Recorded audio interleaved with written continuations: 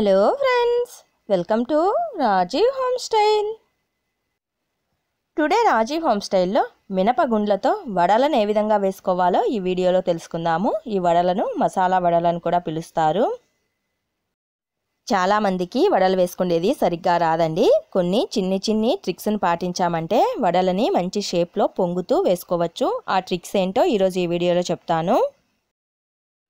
First of all, ఒక కప్పుమైన మినపప్పును కానీ మినప గుండ్లను కానీ తీసుకోవాలి. వీటిని ఒక గిన్నెలో వేసి శుభ్రంగా 2 లేదా 3 సార్లు కడిగేసేసి 3 నుంచి 4 గంటల పాటు నానబెట్టుకోవాలి. ఎప్పుడైనా సరే మినపప్పును ఎక్కువసేపు నానబెట్టుకోకూడదండి. 3 నుంచి 4 గంటలు అయితే పర్ఫెక్ట్గా సరిపోతుంది. ఎక్కువసేపు నానబెడితే వడలు అనేవి ఆయిల్ని ఎక్కువగా అబ్జార్బ్ చేస్తాయి. ఒక 4 గంటల తర్వాత చూడండి, మినపప్పు అనేది బాగా ఉబ్బిపోయింది. ఇప్పుడు ఇందులోని వాటర్నంతా స్ట్రైనర్తో వంపేసుకుందాము. మినపప్పు అనేది డ్రైగా ఉంటే గనక గారెలు అనేవి బాగా పొంగుతూ వస్తాయి. అందుకని ఈ మినపప్పును ఇలాగే ఒక 10 నిమిషాల పాటు పక్కన పెడదాము. కొద్దిగా డ్రైగా అవుతుంది. అలాగే మసాలా వడలకు కావాల్సినవి కొద్దిగా పచ్చిమిర్చి, అల్లం ముక్కలు, ఆనియన్ ముక్కలు, కట్ చేసి ఉంచుకున్న కొత్తిమీర, కట్ చేసి ఉంచుకున్న కరివేపాకు, మన రుచికి తగిన విధంగా సాల్ట్, 1 టేబుల్ స్పూన్ మైన జీరా కానీ వామును కానీ తీసుకోండి. నేను ఇక్కడ 1 టేబుల్ స్పూన్ మైన వామును తీసుకున్నాను. ఇప్పుడు వీటిని పక్కన పెట్టేద్దాము. మినపప్పు అనేది కొద్దిగా డ్రైగా ఉంటుంది కదా, దాన్ని రుబ్బుకుందాము. మీరు రుబ్బుకునేటప్పుడు చిన్ని మిక్సీ జార్ని తీసుకోండి. పెద్దది వద్దండి, చిన్నది తీసుకోండి. చిన్నది అయితేనే వాటర్ వేయకపోయినా కూడా బాగా బ్లెండ్ అవుతుంది. పెద్ద మిక్సీ జార్ తీసుకున్నామంటే అది కొద్దిగా వాటర్ వేస్తే కానీ సరిగ్గా బ్లెండ్ అవ్వదు. వాటర్ని ఎక్కువగా వేసుకున్నామంటే గారెల పిండి అనేది జోరు అయిపోతుంది. చిన్ని దాంతోనే మిక్సీ పట్టుకోవాలి. కొద్దిగా లేట్ అయినా సరే కొద్దిగా వేస్తూ మిక్సీ పట్టుకోవాలి. కొద్దిగా మినపగుండ్లను వేసి, సాల్ట్ వేసి, అల్లం ముక్కలు, పచ్చిమిర్చి వేసి మెత్తగా బ్లెండ్ పట్టుకోవాలి. వాటర్ని ఏమీ వేయకుండా కొద్దిగా ఇక్కడ వీడియోలో చూపిస్తున్న విధంగా జారుడుగా ఉండేలాగా బ్లెండ్ చేసుకోవాలండి. వడల కన్సిస్టెన్సీకి సరిపోయే విధంగా బ్లెండ్ చేసుకోవాలి. ఎక్కువగా వాటర్ని అయితే వేయకూడదు అసలు.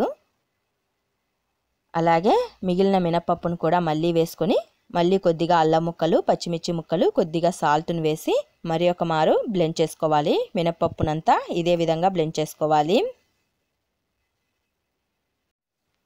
మరి ఒక మారు బ్లెండ్ చేసినది కూడా ముందు బ్లెండ్ చేసిన పిండికి యాడ్ చేసేద్దాము. ఇలా మినపప్పు ఎంత ఉంటే అంత బ్లెండ్ చేసి కలుపుకోవాలి. ఇందులో కట్ చేసి ఉంచుకున్న ఉల్లి ముక్కల్ని, వాముని, కొత్తిమీరని, కరివేపాకుని వేసి బాగా మిక్స్ చేసి పెట్టుకోవాలి. మనకు కావలసిన మినపప్పు గారెల పిండి రెడీ అయిపోయింది. ఇలా కలిపి పెట్టుకోవాలండి పిండినంతా. ఇప్పుడు స్టవ్ పైన పెన్నాన్ని పెట్టేసేసి ఆయిల్ని వేసి వడలుగా వేసుకుందాము. స్టవ్ పైన గారెలు కాల్చుకోవటానికి సరిపడా ఆయిల్ని వేసుకోవాలి. ఆయిల్ కొద్దిగా హీట్ కానివ్వాలి. హీట్ అయ్యిందో లేదో చెక్ చేసుకోవాలంటే ఒక చిటికెడు మినప గారెల పిండిని వేసి చెక్ చేసుకోవచ్చు.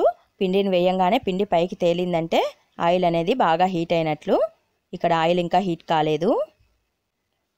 ఆయిల్ అనేది బాగా హీట్ అయిన తర్వాత ఒక టీ స్ట్రైనర్ని తీసుకొని మనం రుబ్బుకున్న పిండిని స్ట్రైనర్ పైన ఇదే విధంగా పెట్టేసుకొని మధ్యలో ఒక హోల్ చేసేసేసి మెల్లిగా ఆయిల్లోకి వదిలేసేయాలండి. గారెలకు ఎప్పుడైనా హోల్ అనేది ఉంటే గనక చూడటానికి కానీ తినటానికి కానీ చాలా బాగుంటాయి. ఒకసారి ఇలా వేసిన తర్వాత స్ట్రైనర్ని ఒక మారు నీటిలో అద్దాలండి. అద్ది మరి ఒక మారు పిండిని ఈ విధంగా పెట్టుకొని హోల్ పెట్టేసేసి నిదానంగా ఆయిల్లో వదులుకోవాలి.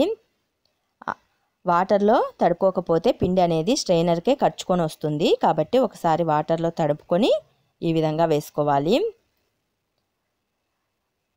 నాకు గారెలు వేసేది సరిగ్గా రాదు కాబట్టి టీ స్ట్రైనర్ని యూస్ చేసి వేస్తున్నాను. చాలామందికి బట్టపైన కానీ ఆయిల్ పేపర్కైనా కానీ చేత్తో కానీ వేసేది వస్తూ ఉంటుంది. మీ కంఫర్ట్కి తగిన విధంగా గారెలు వేసుకోవచ్చు. నేనైతే ఈ విధంగా వేస్తున్నాను. వీటిని అటు ఇటు కదుపుతూ దోరగా వేయించుకోవాలి.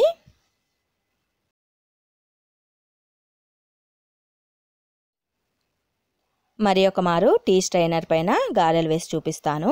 స్ట్రైనర్ పైన పిండిని పెట్టి హోల్ వేసేసి నిదానంగా ఆయిల్లో వదులుకోవాలి. ఇంతేనండి గారెలు వేసుకోవటం. చాలా ఈజీ. ఇక్కడ ట్రిక్స్ ఏంటంటే మినపప్పును తక్కువసేపు నానబెట్టుకోవాలి, స్ట్రైనర్తో గారెలు వేసుకోవటం, చిన్ని మిక్సీ జార్తో పిండిని రుబ్బుకోవటం.